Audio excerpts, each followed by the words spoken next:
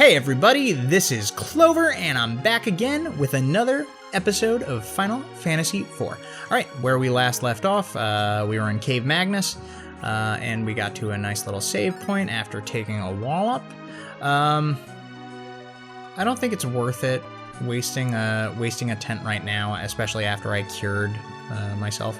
So I'm just going to continue on after a nice little safe save. Okay, here we go. Let's deal some damage to these pythons. I don't know why I'm trying to distribute damage. I'm making wow. Yang just was like, you know what I think? Here. So let's deal some fire 2 to these dudes. Nice. The pythons really aren't strong. It's interesting. Maybe it was pointless to even do the fire 2. Maybe I didn't need to. Alright, well, I absolutely didn't need to. So, good information for the future. I think the only time I really need to do Fire 2 is probably against Mind Flayers or Ogres.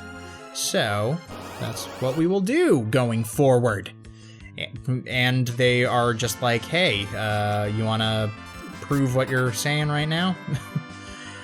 So yeah, Cecil's attack was very weak against that Mind Flayer. I think you all saw that. 38, which is pretty terrible. So we will just keep dealing out the damage, you know, and it's kind of looking like I might not even need to really spend all that much MP casting fire on Mind Flayers either. Unless there's like more than 2. I don't know if they ever appear in groups of more than 2. Okay, let's get some more stuff. Cure 2, Cure 3, and a life. All lovely things. I love this little fire that's in the middle of the room. It is a fire unto my path. Okay, ogres, here we go. Let's take care of these dudes.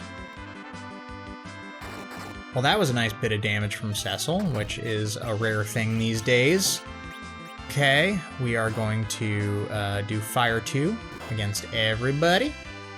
And, oh, wow. What do you have against Tella? That's what I want to know. So, you know what? There is a knocking on in my apartment, which is horrendously annoying. But I don't care. Yeah, I'm sorry if you're bothered by the knocking, folks. I will have to try and edit that out later. But if there's any major interruptions, I'm gonna pause the game and then come back. Full transparency with you.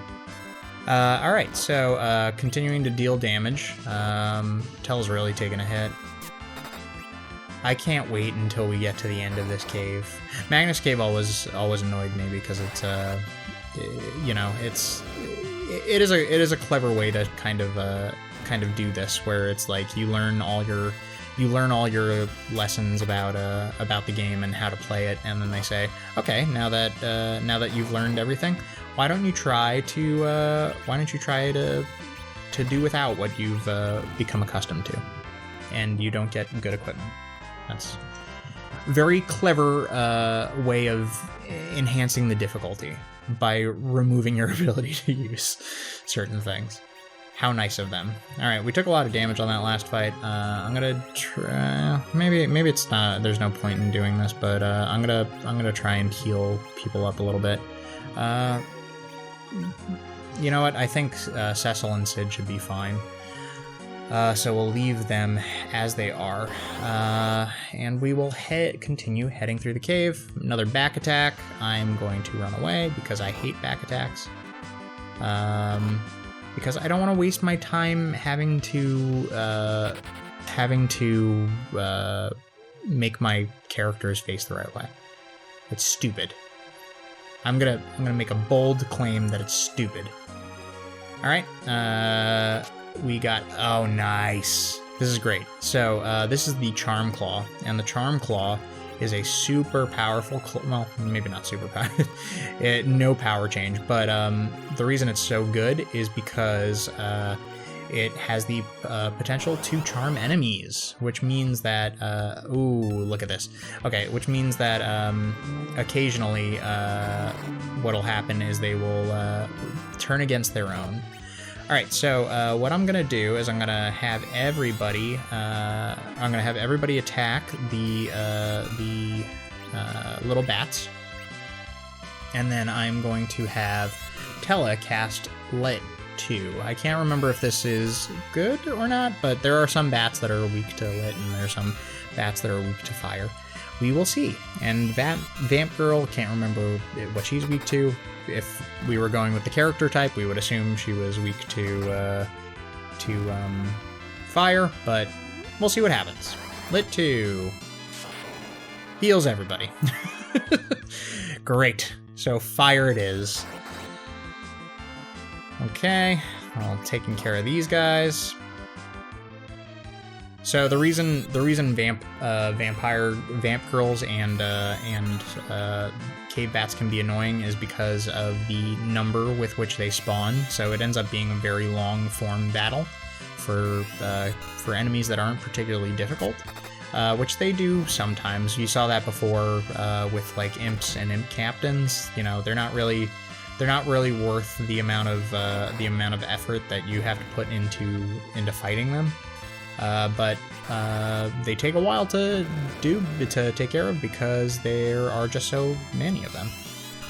All right, there they go, casting Vampire, and it is going to be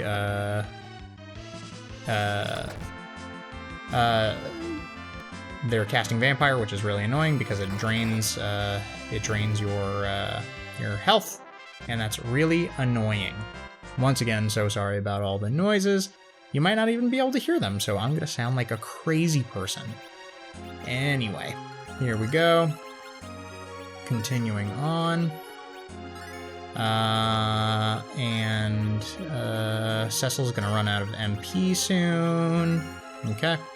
And then Tella's pretty low on MP also, so why don't we just use some of these cure ones, even though they're not gonna, well, that was pointless.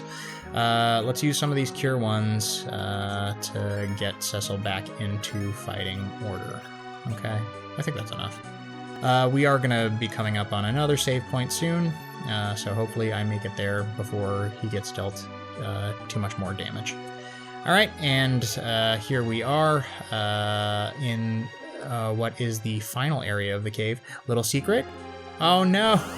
Okay, so what I was gonna show you there is there's in the randomizer they've added in a pathway for you to be able to walk across that empty space, and I didn't know whether or not it was in the original game, but apparently it isn't. So yeah, keep that in mind, folks. If you're playing Final Fantasy IV, the original version, you won't be able to walk across that area to, you know, get to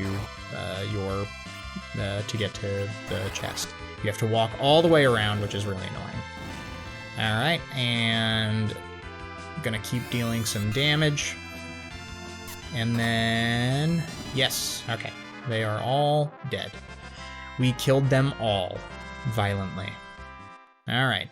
So yes, in the randomizer, you can just walk across over here, but you can't here, unfortunately. All right, so let's walk around. And I'm doing this for a very specific reason, even though I'm not certain what's in that chest or whether or not it's worth the amount of time I'm spending getting to it. I'm gonna get this chest, and then I'm gonna go save, because this is the last area before our fight with the big bad. The big bad dark elf who's going to try and ruin our day. And by ruin our day, I mean murder us. Oh my gosh, these attacks are so annoying. I just wish that it was a little bit less frequent, you know? So one thing I should have done is I should have given Tella an ether between battles, because he is out of MP, so he's going to be relatively useless, but I mean, whatever. We can just honestly take these guys out with physical attacks, and hopefully that'll be enough to handle him. All right, they keep doing their vampire.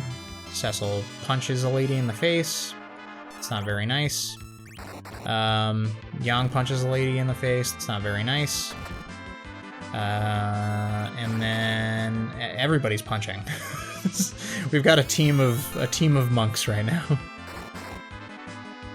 I love that Cecil's like such a strong physical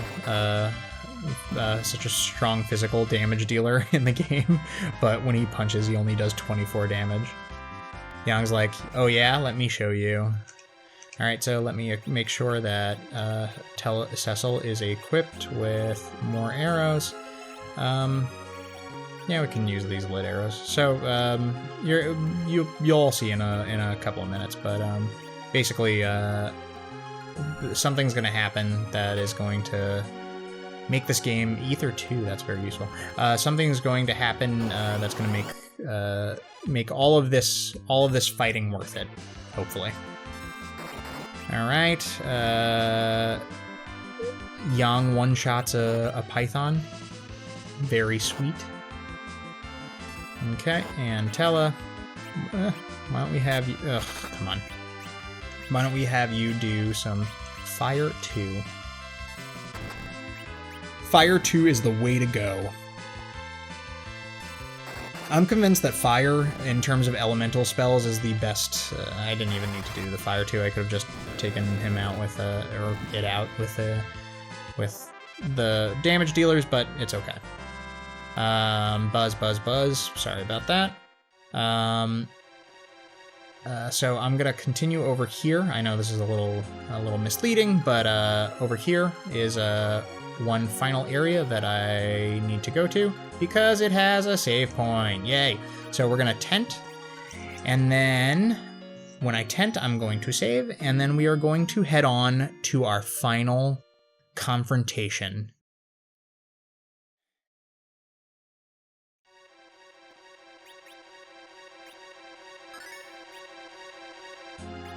Okay, and here we are all saved up. Nice. And everybody's at full? Yes, everybody's at full. Okay, here we go. So I'm probably going to run from any encounters we get into, just because, well, didn't even need to do it. All right, so here we are in the crystal room. It's interesting that within this large cave, there is a crystal room, and it looks very fancy. And, ooh, who's that over there? He looks like a bad guy. I could tell by his blue cap. All right, so, yep, here we go, and onto the Dark Elf. You cannot go any further. You cannot take my crystal. You cannot use metallic weapons. You cannot defeat me! Don't worry! We'll do it! So, okay, so the thing about this is that it's meant to basically intentionally cause you to try and fight him with the equipment you have on, and it's pointless because you're not going to deal enough damage. So basically, as he says, "We attack you!" and he casts all this heavy magic. Now, this is one of the interesting things. There are a couple of enemies that do this, where they can do 3 attacks, one right after another, and then just deal a massive amount of damage. But he casts weak, and we will soon have somebody say, come on. This takes a long time. But basically, oh! Okay, there we go. We can't! My dear! Okay, so yes, he's too strong for us. We can't fight him. Oh no, everybody's fainted. If I can use my sword! And then and ever-prescient Edward. They're in danger!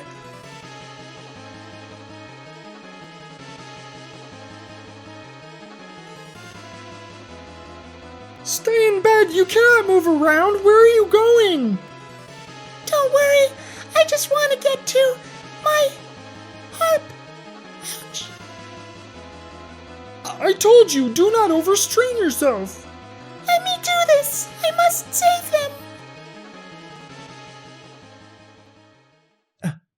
them. And then Edward will play another beautiful song for us.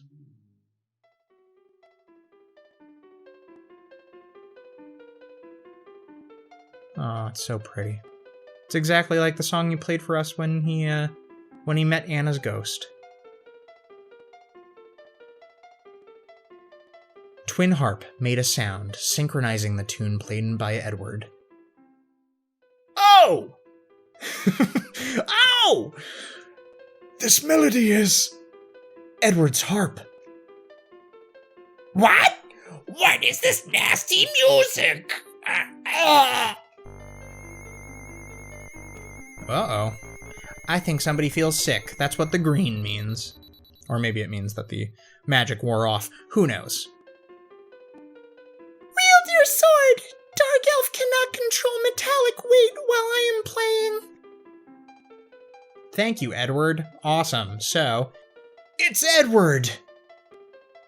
Okay, so we take a step back, and we're thankfully fully healed. Don't know how that happened, but we can re-equip. Oh, and yeah, I didn't even point that out while we were going through, but it looks like Yang's armor wasn't metallic, which is awesome. So what we're going to do is we are going to re-equip all of our metal equipment. I've got an interesting situation with Cecil coming up, because I don't know if it's necessarily a good idea to equip the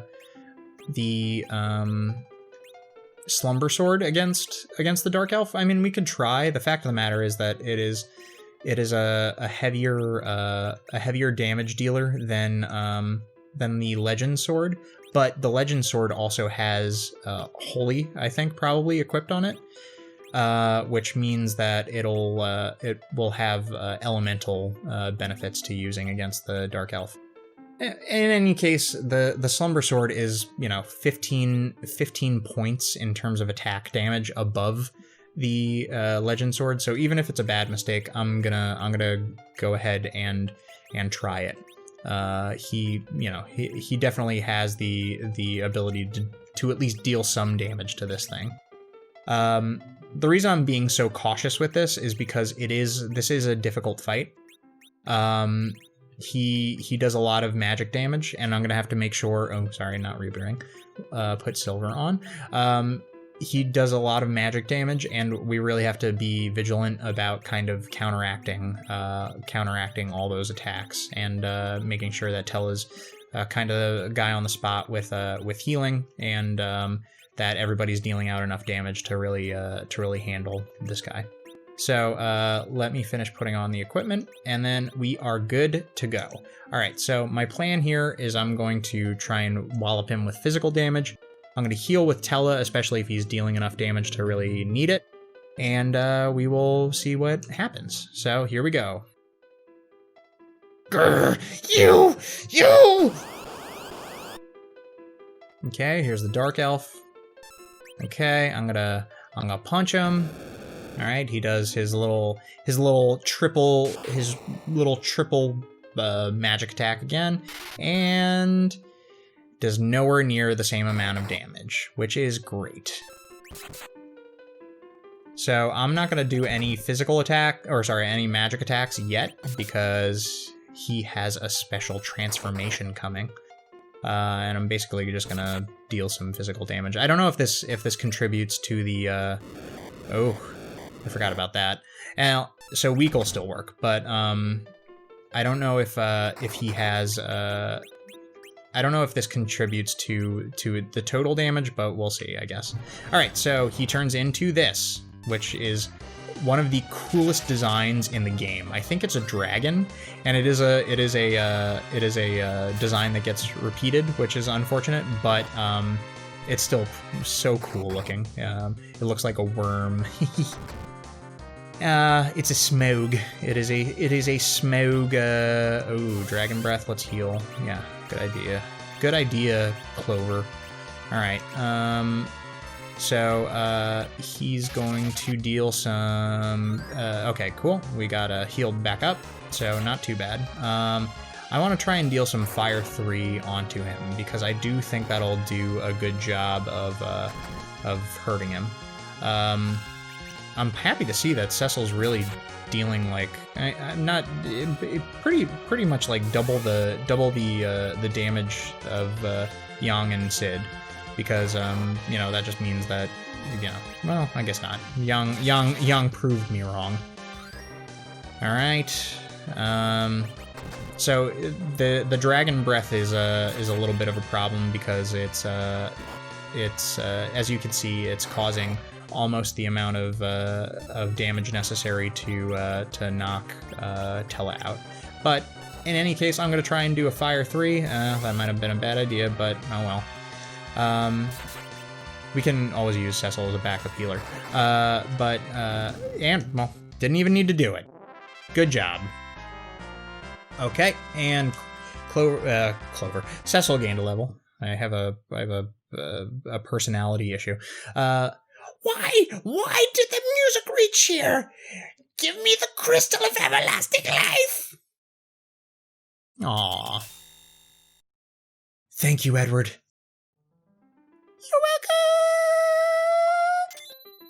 welcome! And we got the Crystal of Earth. That's right, folks. Another crystal acquired. All right. Let's heal up a little bit. I mean, maybe just a single cure 3 should be fine. And then, you know, why don't we have Cecil also cure up a little, cure some people also. Okay, cool. And you, yes, and... yeah, I guess you as well. Sorry for all the noise outside, guys. It's a very loud day. I feel like this happens often, so I'm so sorry, but I'll do my best to make my audio crisp and crystal clear for you all. Okay, so I'm gonna just head back over here, even though I saved, even though I healed. I know, seems pretty redundant, but I want to use a tent just to make sure I get all of that MP back. And, oh, wait, I'm probably putting too much effort into this. I need to check if I can use exit from either Cecil or Tella. I forget who has it. I don't think Tella has it. We looked at that earlier, but exit can be a very useful spell. All right, so let's have Cecil cast exit. Woo! So it works. I'm going to take a sip of my iced coffee, excuse me. Delicious. All right, so back outside now, and we can save. And yeah, let's head back onto our buddy Black Chocobo, who's going to fly us back to the little Chocobo forest. So yes, we are now done with the Magnus Cave, and we can head back to Toroya. And hopefully there we'll be able to talk to our buddy Edward, and we'll be able to see if we can convince the elders of Toroya to let us use the crystal as leverage for our fight with Golbez and Kane and all of them, so we can get our girlfriend back. Okay, I never understood this when I was younger, but treant, I believe, is an ent, and they just call it treant, which I don't know. I don't know what the word treant means. Maybe it's an actual mythical creature, and I just don't know it. But a little thing that I found pretty interesting, especially after I got into Lord of the Rings and all that. But yeah, I think they're basically just ents, but they're evil ents, and they're ents that are trying to kill us. Granted, we are attacking them with swords and punches, so maybe they have a good reason to want to hurt us. Okay, nice. And I was going to cast more magic with Tella, but not necessary. Okay, cool. Young gained a level. And here we go.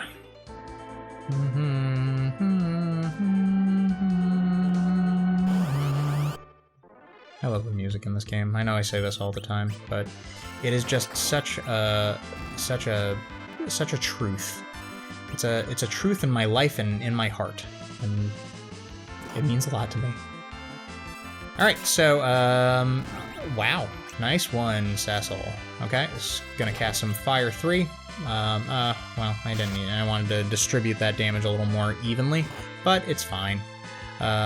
Yang will hit, and then Tell will do the Fire 2, and that'll happen on the treants. So, yeah, a little bit more damage than usual, which is nice. Okay. And continuing on. Here we are, back at last at Troya. Alright, you know what I'm going to do?